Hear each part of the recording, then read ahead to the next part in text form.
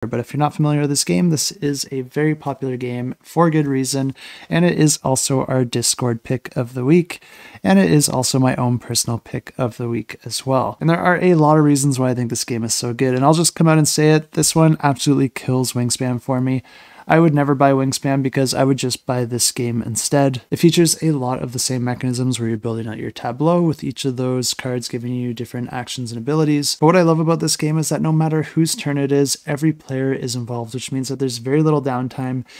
And also for a game about plants, this one has quite a lot more meat on it.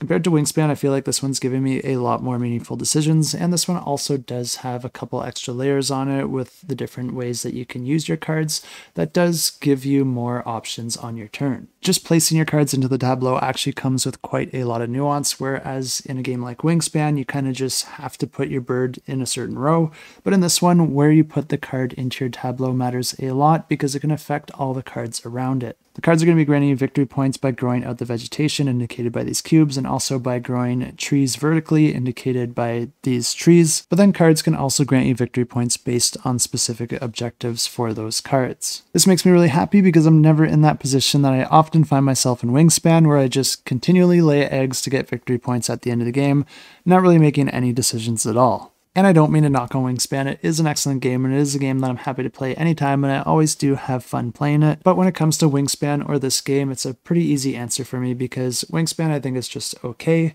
whereas this game I think is a really great design and has really fun decisions throughout the entirety of the game. And like I said, it's just as easy to get to the table. But before I explain how the expansion works, first I'll let you know how this one plays because this one is a resource management tableau builder where players are going to be building out their own ecosystems with different flora, fauna, and fungi. And I've only ever played this one competitively, but I believe it does have cooperative and solo modes as well. But at the start of the game, each player is going to be dealt a double-sided climate, island, and ecosystem card, and then they're going to be choosing one side to keep face up over the entirety of the game. This is going to dictate what sort of starting resources they get, as well as their abilities, and also the different scoring objectives that they're going to be trying to fulfill. Each turn, players are going to be alternating as the active player, and then they're going to be choosing one of the 4 actions to perform, with each of the actions being associated with a different color. One thing to note with this is that the active player is going to be getting the major benefit of that action, but then all the other players are going to be getting the secondary effect of that action. Not only this, but it also activates all the cards in your tableau that also match the color of that action. The different actions allow you to do all sorts of different things, like gaining new cards into your hand,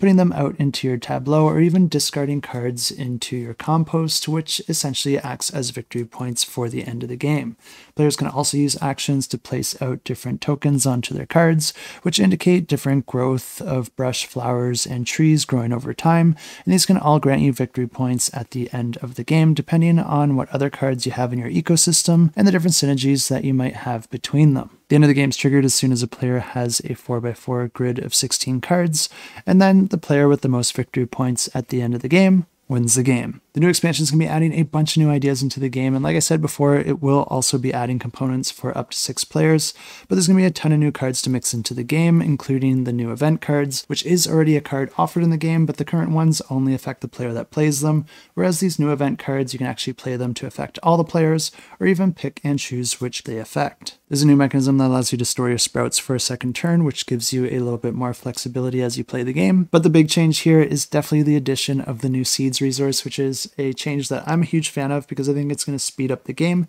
making this even easier to get to the table if you have limited time. But this is a multi-use resource that you can convert into almost any other thing in the game. You can convert it into sprouts, soil, growth, or even compost. And you can also use it for a new germination action, which essentially allows you to search through the deck for whichever card that you want so that you can find the exact cards you need for your synergies in your tableau and hopefully get you the most victory points at the end of the game. But if you are interested in this one, definitely check it out, and I will have it linked down below, and of course you can click to get notified.